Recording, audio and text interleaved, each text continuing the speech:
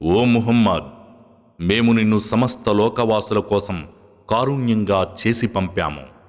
వారికి చెప్పు, మీరందరి ఆరాధ్య దైవం ఒక్కడే అని మాత్రమే నా వద్దకు సందేశం పంపబడుతోంది.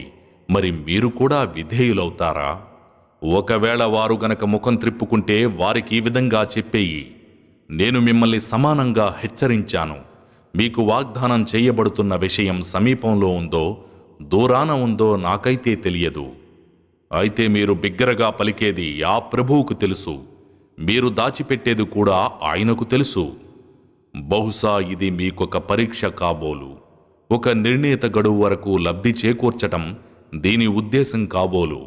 ఇది కూడా నాకు తెలియదు. ఓ ప్రభు, న్యాయంగా తీర్పు చేయి. మా ప్రభు అపార కరుణామయుడు. మీరు కల్పించే విషయాలపై ఆయన సహాయమే కోరబడుతోంది అని ప్రవక్త స్వయంగా పలికాడు.